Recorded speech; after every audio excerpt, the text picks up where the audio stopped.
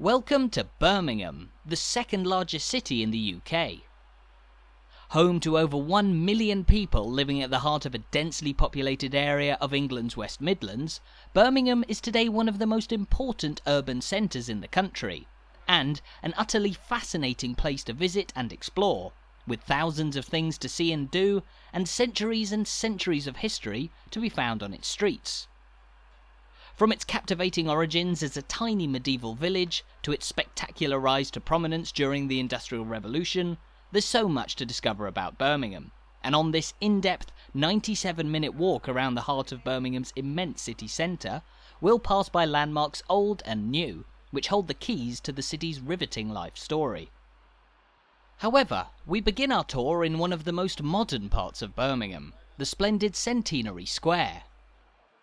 Home to the brand new but already iconic Library of Birmingham in front of us here, Centenary Square was laid out in 1989 to mark 100 years since Birmingham gained city status, and the square today is regularly used as a centre for major events in the city. But while Centenary Square is certainly dominated by the exquisite Library of Birmingham, the plaza is surrounded by yet more impressive landmarks, from just a few of the modern skyscrapers that define the city's skyline today, to the former headquarters of the old Birmingham Municipal Bank on our left here, and many more grand venues including the Rep Theatre, the International Convention Centre, and Symphony Hall, all of which we'll take a closer look at later on in our walk. Of course, though, there are a few landmarks which encapsulate the modernity of Centenary Square and the rest of Birmingham city centre, quite like this, the beautiful Library of Birmingham. Opened in 2013, the library, or the wedding cake as it's known to some for its distinctive appearance, is the largest public library in the UK, attracting millions of visitors each year. With its beautiful wedding cake exterior, the library is a centrepiece of the extensive modernisation of Birmingham city centre, having replaced the equally enormous, but to many far less fetching, brutalist Birmingham Central Library, which itself was a replacement for a previous central library, and was built in 1974, just a few feet away from here on the neighbouring Chamberlain Square. We'll make our way onto Chamberlain Square in a couple of minutes as we begin to walk deeper into Birmingham's bustling city centre. But while a crane lifts an orb into the air here on Centenary Square, there's yet more to be seen on this spacious modern plaza, including this, the Grand Hall of Memory. Built in 1924, decades before the current square, the Hall of Memory was constructed in honour of the 12,320 Birmingham citizens who lost their lives while fighting in the First World War. Following the Second World War, the locals who fell in conflict had their names added to the Hall of Memory too, around which there stand 4 sculptures representing Britain's Army, Navy, Air Force and Women's Services. Nowadays, the Hall of Memory is dwarfed by many of the huge buildings that surround Centenary Square, but in the 1920s and 30s, it was originally devised as one of the main landmarks to stand on a different square here, which would have been home to a cathedral, a planetarium, and more modern buildings. The plans for that square here never got off the ground, with Centenary Square eventually devised in the 1980s on the same site, but here beside the brand new Library of Birmingham, we find the Grand Baskerville House, which was built in 1938 and was used for most of its life as a large office building for the City Council. At the foot of Baskerville House, meanwhile, there stands a statue of King Edward VII, which actually stood for most of its history in Highgate Park, just to the south of the city centre, before being moved here to Centenary Square in 2010. Birmingham is without doubt one of the most dynamic cities in the country, ever changing with the times as the population has grown, and as it's evolved from a flourishing town filled with independent businesses and factories into a titan of industry in the late Victorian period, and today a city that serves as the social, cultural and economic centre of England's Midlands. But as we now make our way off Centenary Square, let's take a look at a map of the country to see exactly where Birmingham is located. Situated in the West Midlands, roughly 100 miles northwest of London, the city of Birmingham today sits at the centre of a huge urban sprawl, which Birmingham shares with many historically independent villages, towns, and even cities. Of course, there are thousands of stories to be told in the settlements all over the West Midlands, but here in Birmingham, we'll be exploring the rise of this city through history as we stroll past many of its most iconic landmarks and through its most famous districts. From here, we'll be making our way through Chamberlain and Victoria Square before we walk towards Birmingham Cathedral, and then towards the Bull Ring Shopping Centre and St Martin's Church, one of the oldest buildings in the city today. Later on, we'll pass through Birmingham's Chinatown, alongside one of the city's many iconic canals, and then up the hill towards the much calmer, but no less historic Jewellery Quarter. That's an awful lot of walking to be done as the sun shines over Birmingham on this lovely afternoon, and I hope you'll stay with me as we explore Birmingham's often undersold history and much underrated collection of landmarks. And remember, if you'd like to skip through the walk to see specific landmarks or parts of the city, you can use the timestamps in the video player or in the description below. However, let's now bring our focus back towards this part of Birmingham, where we find the second square on our walk so far, Chamberlain Square. The square takes its name from Joseph Chamberlain, Birmingham's former mayor in the 1870s, who was responsible for the development of Birmingham into a truly modern city. Prior to his tenure as mayor, the industrial city of Birmingham had for decades struggled to meet the demands of its immense population, owing to poor and inadequate infrastructure in the early 19th century. But Chamberlain evolved the city into one of the most modern and exquisite in Britain, becoming home to new cultural facilities, including the sprawling building we see in front of us here, Birmingham's Museum and Art Gallery. Featuring over 40 galleries across two grand city centre buildings, the Gas Hall and, on the other side of the bridge, the main museum building, the Museum and Art Gallery was opened back in 1885, and nearly 140 years later, it remains one of the most popular visitor attractions in Birmingham, detailing the history of the city from its earliest origins to the modern day, while displaying many famous artworks from all over the world. In the shadow of the museum's mighty clock tower, meanwhile, you'll find Birmingham's historic Town Hall, and this, the beautiful Chamberlain Memorial. Standing at the heart of the square that bears the former mayor's name, the Chamberlain Memorial was unveiled back in 1880, just 4 years after the end of Chamberlain's tenure as mayor, a clear signal of the esteem in which he was held by the people of Birmingham, having transformed the city for the modern day. As we walk around the city, we'll see countless more examples of Chamberlain's work that reshaped Birmingham's city centre. But Chamberlain Square here is an interesting example of more recent development, the glistening buildings behind the memorial here being 1 and 2 Chamberlain Square, brand new office blocks opened in 2021 on the site where the old brutalist Birmingham Central Library used to stand. And from this angle, the building's pristine windows also give a beautiful reflection of the Birmingham Museum and Art Gallery behind us, a lovely view on this newly redeveloped square, which is overlooked on its south side here by Birmingham Town Hall, the city centre's main concert hall that was opened in 1834 and designed in the style of a Greco-Roman temple. Spinning away from the historic Town Hall briefly, the redeveloped square that we're looking at here is just one part of the extensive regeneration of Birmingham's huge city centre. An ongoing project in the first decades of the 21st century, Birmingham's regeneration has seen the birth of beautiful new spaces like the redeveloped Chamberlain Square here, and iconic new landmarks like the Wedding Cake Library on Centenary Square, all of which are helping to give the city centre a new, modern edge, after a couple of difficult decades in the late 20th century saw Birmingham's reputation falter somewhat.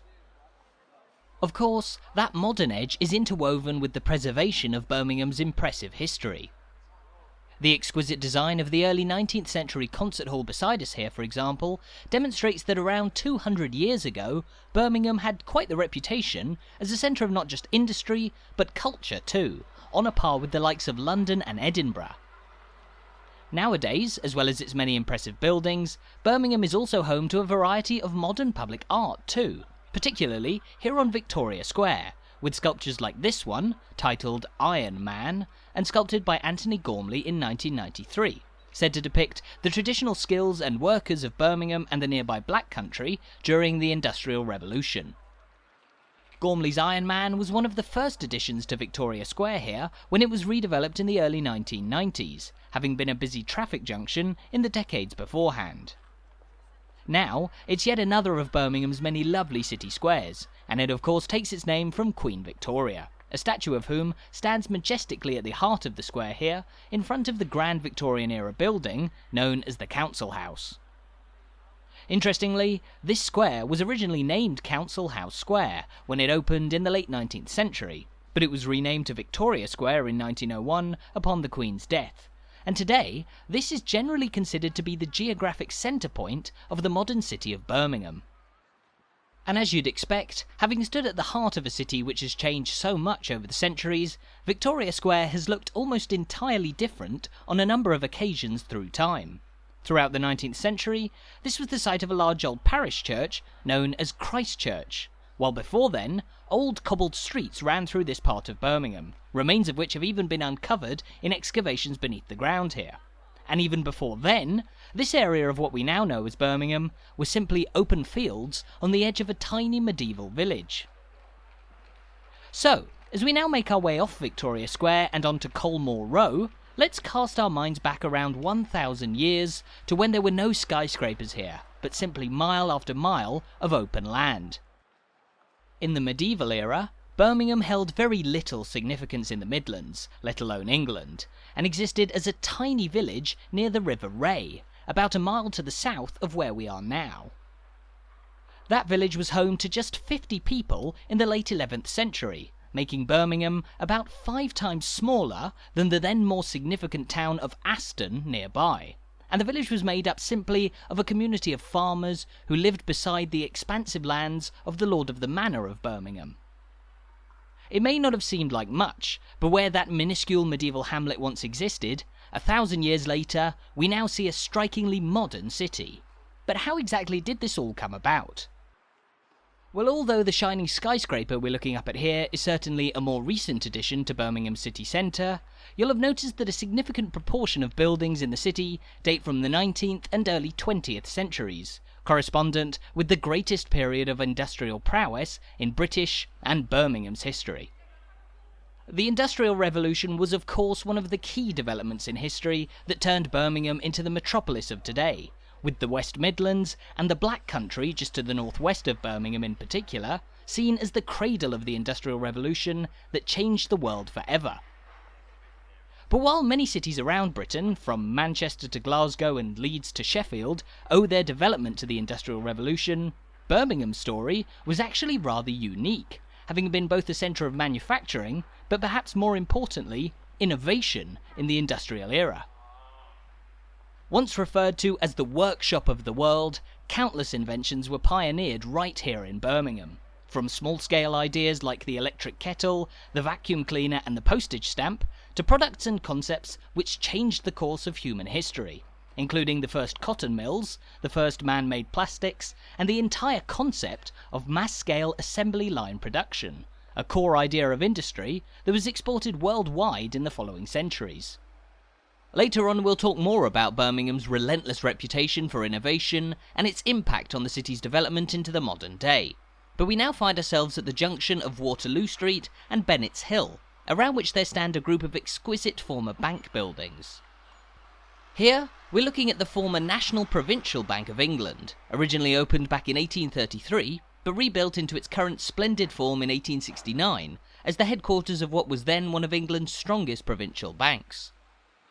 Across the street from it, meanwhile, we find the old Midland Bank building, built in 1834, and a rare find in this part of the city, as it's the only surviving building in Birmingham city centre, designed by the prolific 19th century architect Thomas Rickman, who was responsible for a number of beautiful Gothic churches in towns and cities all over England. There's certainly a wealth of elegant and eye-catching architecture on Bennetts Hill in the centre of this historically financial part of Birmingham city centre. However, while we've just passed by a number of buildings that are today nearing 200 years old, this part of the city was actually a fairly late development in the scope of Birmingham's dramatic rise to prominence in the industrial era. As we mentioned, for much of history, this area was simply open land, which belonged to the Lords of the Manor of Birmingham. In the medieval era, that was the noble de Birmingham family, who had gained control of the land after William the Conqueror's invasion of England in 1066, and it was under their ownership that the local area evolved from tiny rural village into a burgeoning market town. However, in the 18th century, Birmingham was developing rapidly as a centre of modern industry, although much of the activity in the city was centred around the areas of Digbeth and Derrytend, located closer to the River Ray, just to the southeast of the modern city centre here. But as Digbeth and Derrytend became ever more crowded with rapid industrial and economic growth, the new lords of the manor decided to develop their lands in this area, laying out new streets like those we've been walking along in the late 18th and early 19th centuries. Over the decades, these new streets became the home of ever more exquisite buildings that symbolised Birmingham's prowess in the Victorian era, inhabited not just by businesses, but men and women of culture too. The white building in front of us here on Temple Row, for example, having been the home and studio of Samuel Lynes, a renowned 19th century artist who led the development of art in the city. However, the first significant development in this part of the city came roughly 100 years before the streets and buildings that we know today, the construction of the church in front of us here, St. Philip's. Built among unpopulated fields in the 1710s and 1720s, St. Philip's here was designed to take the pressure off the historic parish church of St. Martin's, which had become overwhelmed by high numbers of churchgoers at the time. As the decades went by and the city centre shifted towards this area, however, St. Philip's grew in significance, and in 1905 it was designated as Birmingham's Cathedral. The cathedral today is fronted here by a statue of the first Bishop of Birmingham, Charles Gore, particularly influential in the 19th and early 20th centuries as a figure who sought to reconcile the historic presence of religion in society with the growing importance of science, rather than to fight against it as many other leading clerics had done. But despite having a highly influential bishop and sitting at the heart of one of the country's largest cities, Birmingham Cathedral here is noticeably small, a symptom of the fact that it was originally designed 300 years ago as a simple parish church on the outskirts of a growing industrial town. But while it may not have the imposing scale of London's St. Paul's, York Minster or Edinburgh's St. Giles Cathedral, Birmingham Cathedral remains an iconic building of this city, having endured damage from the Luftwaffe's bombs during the Blitz of the Second World War, and today standing majestically at the heart of the always busy Cathedral Square here. Situated in a part of the city filled with shops, restaurants, banks and offices, as many as 20,000 people pass through Birmingham's Cathedral Square here every day, sharing the space with probably a few more thousand pigeons. In fact, while the cathedral is certainly the dominant presence on this square, there are often so many pigeons that Brummies, the people of Birmingham, have nicknamed this Pigeon Park. But as well as pigeons and a 300-year-old church, Cathedral Square is also home to an array of memorials and monuments. That includes everything from the historic gravestones you'll find in the grass, to more modern and humble memorials like that dedicated to the Birmingham pub bombings of 1974, a shocking event when 21 local people were killed in an as yet unclaimed bomb attack. Of all the memorials in Cathedral Square, however, the grandest is probably this, the Frederick Burnaby Memorial Obelisk. The obelisk is dedicated to Frederick Burnaby, a larger-than-life character who was somewhat of a celebrity in 19th century Britain, and whose association with Birmingham came in a fleeting encounter of 1880, when he attempted to stand as an MP here, although he lost. Just 5 years later, Burnaby went on to fight for the British Army at the Battle of Abu Klea in Sudan, where he was killed in action.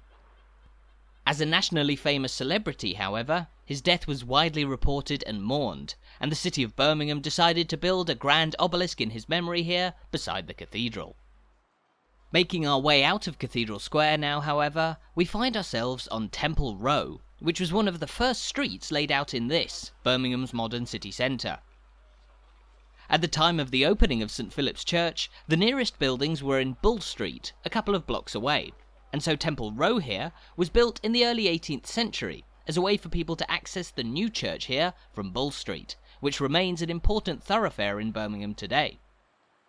As the name suggests, Bull Street leads in the direction of Birmingham's famous Bull Ring, today the site of the city's largest shopping centre, and historically the site of Birmingham's medieval marketplace.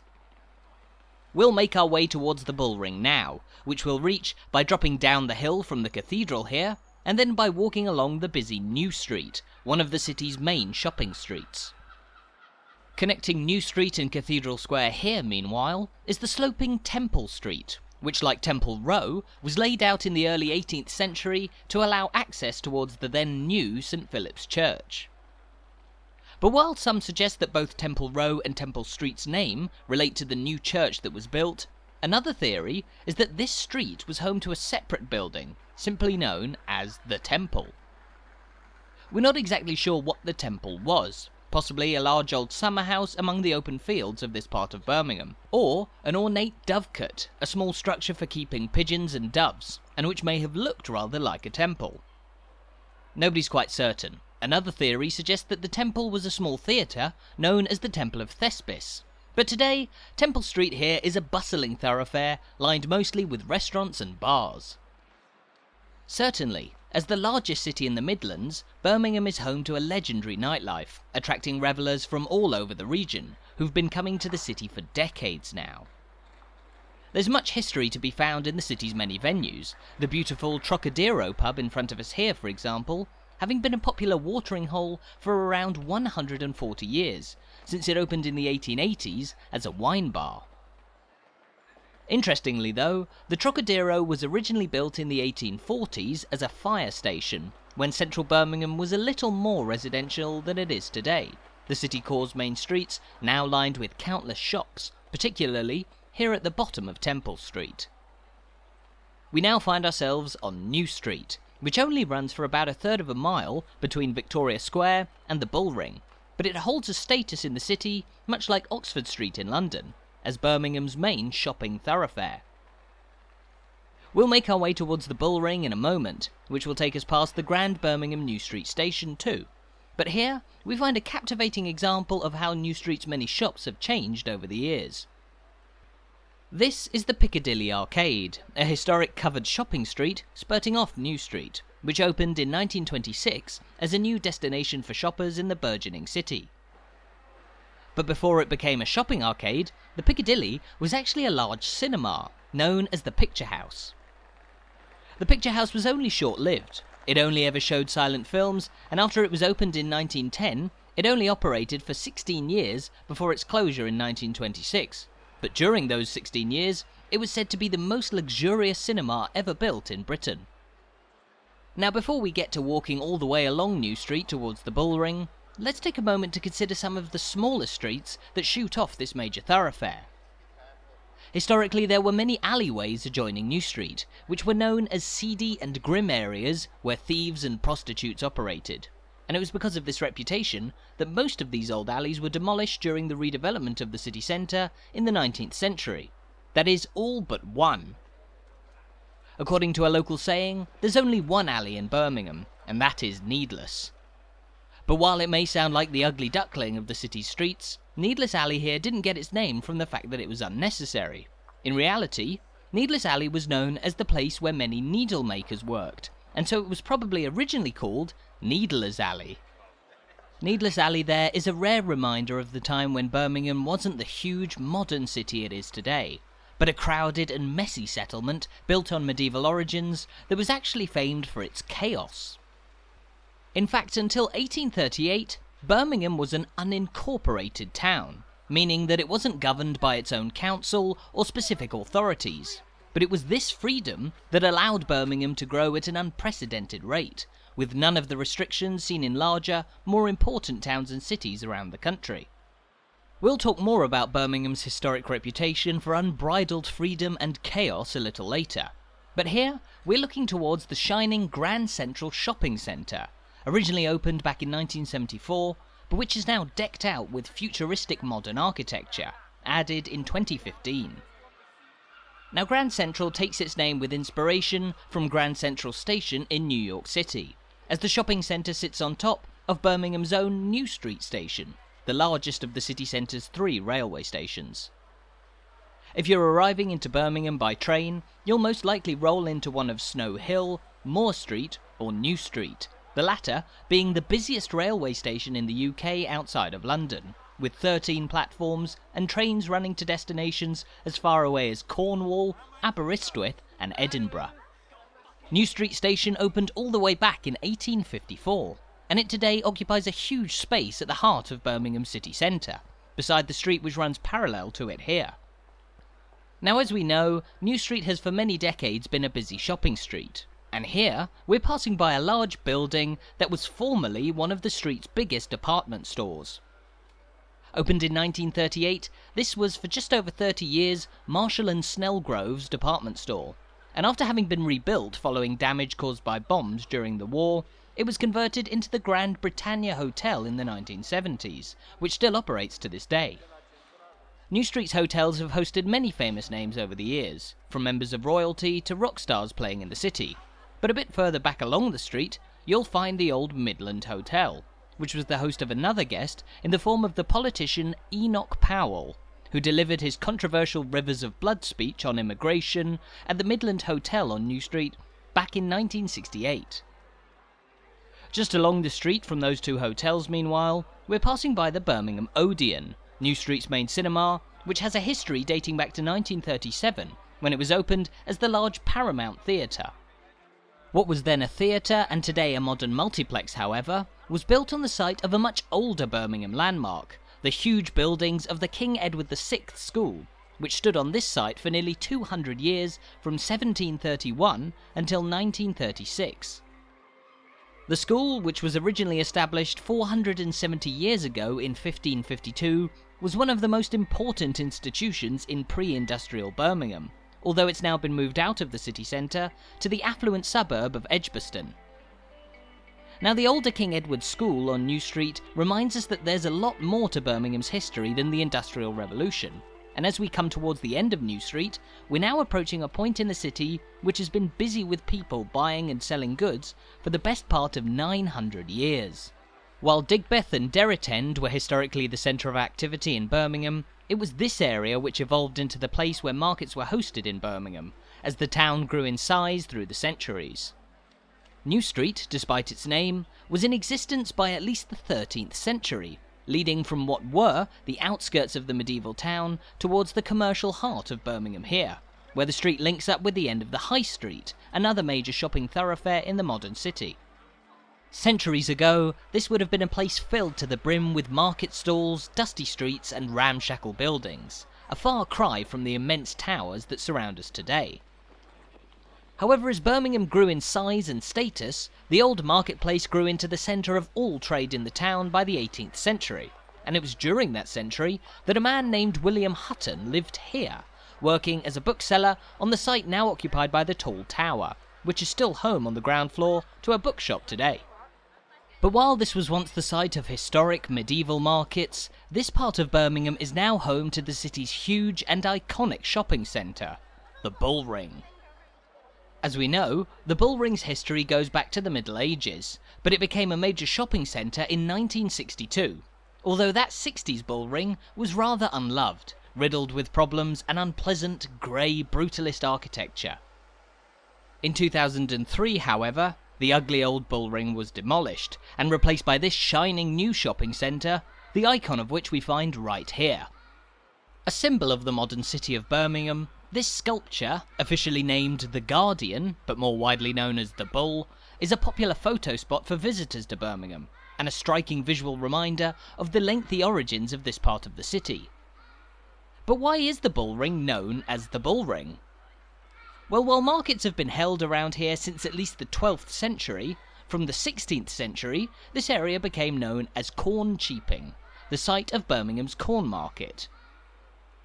Corn Cheaping was an expansive part of the town, and it was home to a large open green, inside which locals practiced the blood sport of bull baiting, giving that green the name the Bull Ring. Bull rings were common around marketplaces in English towns at the time. Queen Elizabeth I was even a fan of bull baiting, where vicious dogs were set on bulls tethered to a post or ring, and spectators would watch on as the bull was cruelly killed. Inevitably, bull baiting was banned in 1835, but even with the loss of the old sport, this part of Birmingham has gone from strength to strength. Walking away from the Bull sculpture in the rotunda part of the modern shopping centre, we're now strolling down St Martin's Walk, named after the historic parish church that we can see in the distance. The view towards the church from the modern shopping centre is one of the best you'll find in the centre of Birmingham, as you walk between the shops through a part of the city steeped in heritage. As we know, back in the late 11th century, Birmingham was a tiny village of just 50 people, but the lords of the manor, the de Birmingham family, developed the local area through the 12th century, and in 1166, Birmingham was granted a charter giving it the rights to hold a weekly market. This market was originally held closer to where the River Ray flows through Derrit End, but over time, and as it grew in size, the market moved towards St Martin's Church in this area, where markets are actually still held to this day. In a few moments we'll drop down towards Birmingham's modern marketplace and the site of the town's old market cross. But before we do, we mustn't ignore the beautiful statue standing at the end of St Martin's Walk opposite the church. Unveiled in 1809, this statue depicts the iconic British naval commander, Vice Admiral Horatio Nelson, and a miniature version of his ship HMS Victory. This statue was the very first of Nelson to be built in the country, and it was built here in recognition of Nelson's visit to Birmingham 7 years earlier in 1802, before he set sail to fight Napoleon on the seas. Originally, the statue stood further down in the shadow of the beautiful St Martin's Church, the historic parish church of Birmingham, and the oldest building in the city centre. Officially known as St Martin in the Bull Ring, there are parts of the church which date back to the late 13th century, although the vast majority of the building as we see it now dates from an extensive rebuild in the Victorian era, when the old medieval church was demolished and converted into the soaring, cathedral-sized Gothic masterpiece of today.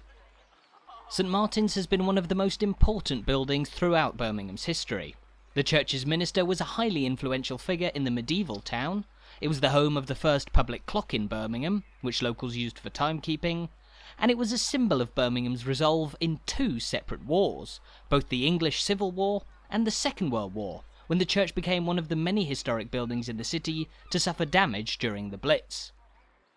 However, the church is perhaps most famous as the landmark which overlooked centuries and centuries of development in Birmingham, from the earliest origins of the medieval town, through the Industrial Revolution and into the modern day, where brand new 21st century buildings surround the historic place of worship.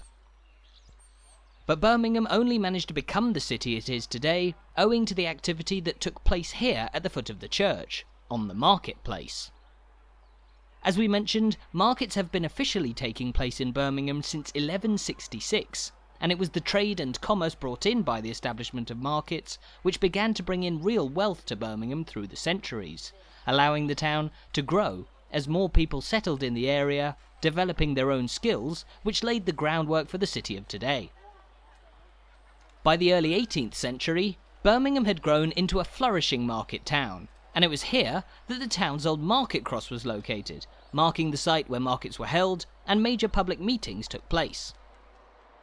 Where the market cross once stood, today we see St Martin's Market Hall, just one of the city's sprawling indoor marketplaces that have maintained the presence of trading in the same place as it's taken place for so long.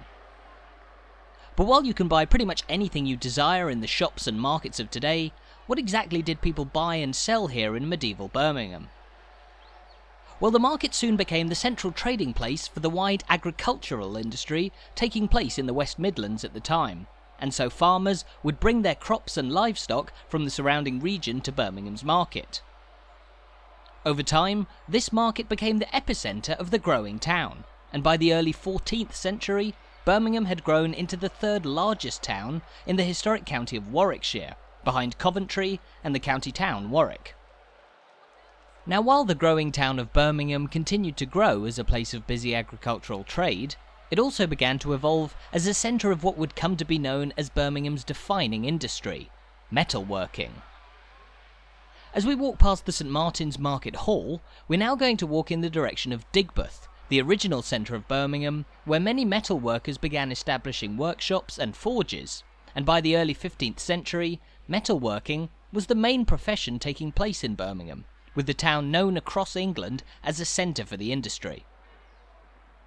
Birmingham's industrial growth on the back of metalworking was seemingly unstoppable, but in the mid-17th century, the town's development was set back heavily when it was caught in the crosshairs of the English Civil War, fought between the royalist forces of King Charles I and the parliamentarians of Oliver Cromwell. At the start of the war in 1642, England was split between towns supporting the king and towns which backed Parliament, and here in the West Midlands, these allegiances could differ with just a few miles difference. Aston, the next town over from here, was home to staunch royalist support, but Birmingham was a centre of strong parliamentarian support, home to a humble but passionate group of no more than 200 men who were prepared to defend the town in the event of any assault from the king's armies. And that's exactly what happened in 1643, when a huge army of 2,000 men, led by Prince Rupert, the king's nephew, marched on Birmingham, and prepared to occupy the parliamentarian stronghold.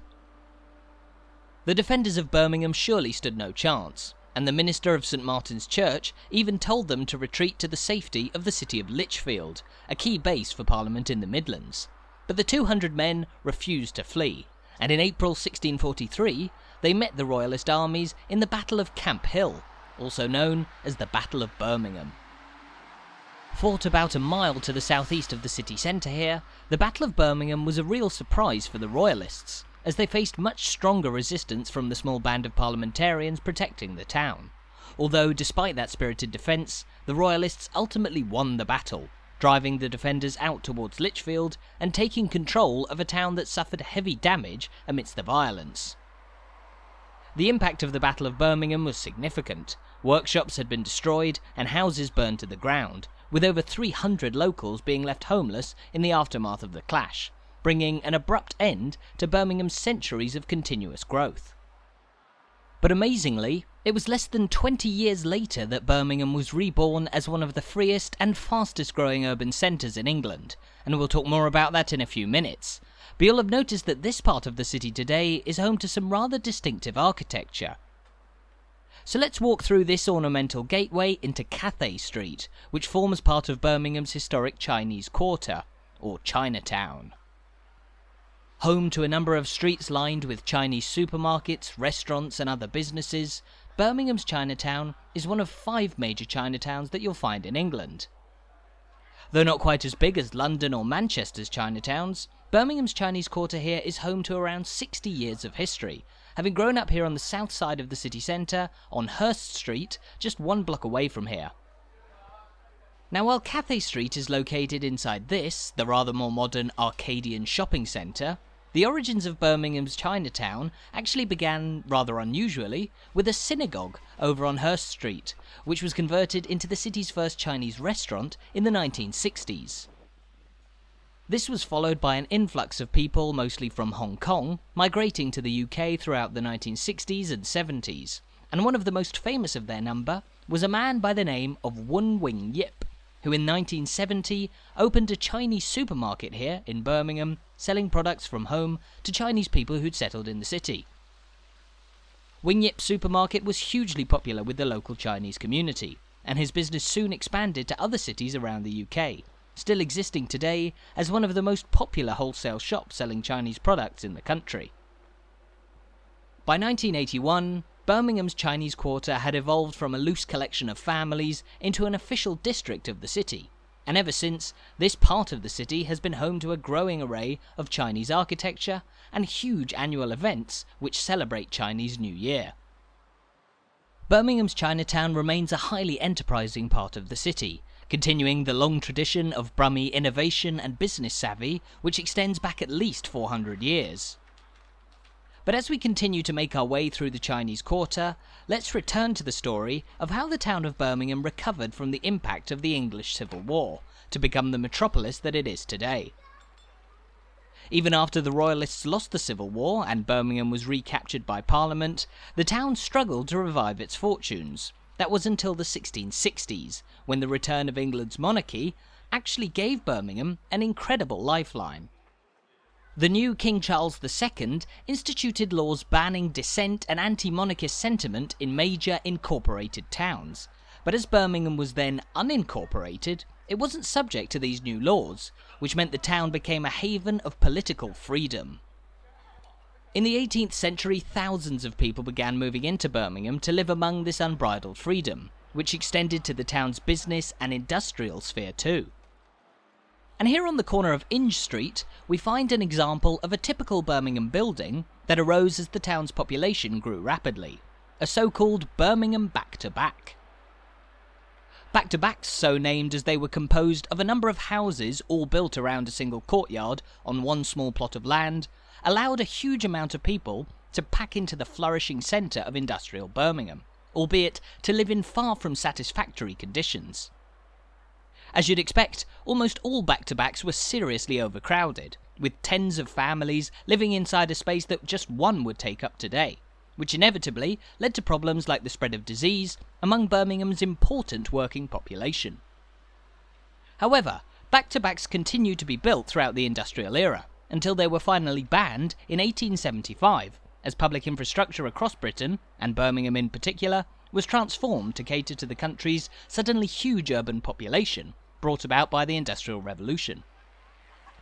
The back-to-back that exists on the corner of Inge Street in this part of the city is a rare restored example of the historic building, as in 1966, all back-to-backs were declared unfit for human habitation, and all those living inside were forced out, as most were demolished. Of course, few buildings have stayed untouched through Birmingham's history. Take the historic Birmingham Hippodrome in front of us here, one of the most popular theatres in the UK, and much refurbished since it was first opened back in 1895. The modernisation of the Hippodrome's facade is one of the many 21st century projects aimed at regenerating the buildings of Birmingham city centre, much like what we saw on Chamberlain Square and with the beautiful new Library of Birmingham at the start of our walk. While there are certainly many new gorgeous, modern landmarks to be found around the city today, as we've already seen, many are only developments of the last 20 years or so, as Birmingham for decades was known as a real concrete jungle.